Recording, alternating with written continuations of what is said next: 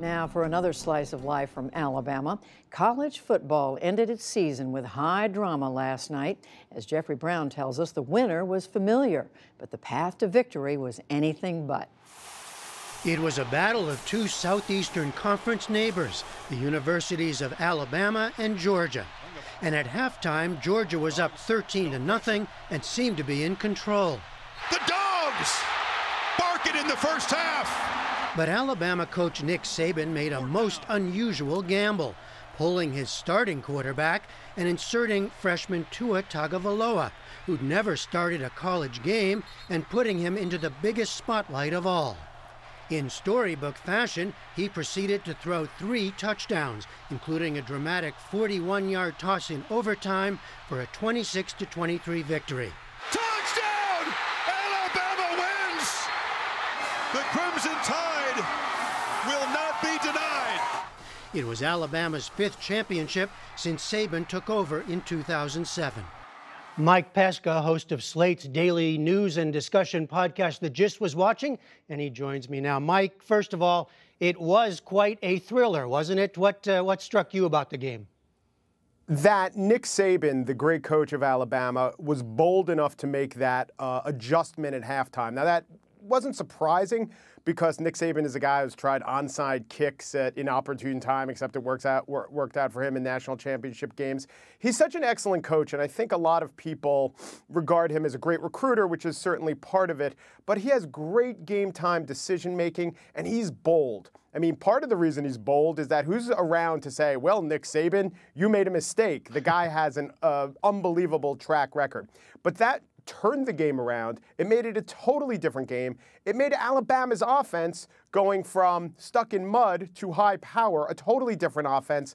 It made for a fascinating ending. What does it mean, for those those of us who watch or those of us who don't, to bring in what they called a true freshman, right? Meaning he's actually a freshman, first-year student, but to bring him in off the bench like that, how very unusual.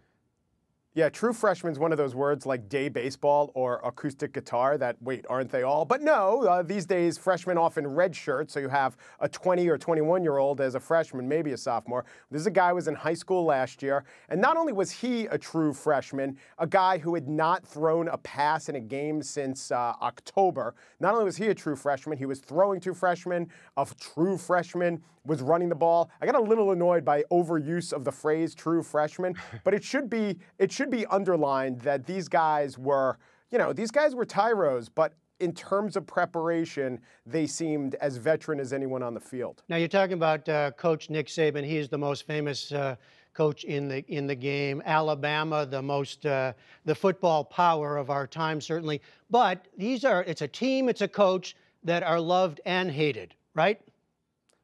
Yeah, but okay. I think they're hated because they've beaten your team. They've beaten your team's rival. They've just beaten everyone. And you mentioned Nick Saban's championships at Alabama. He won one at LSU.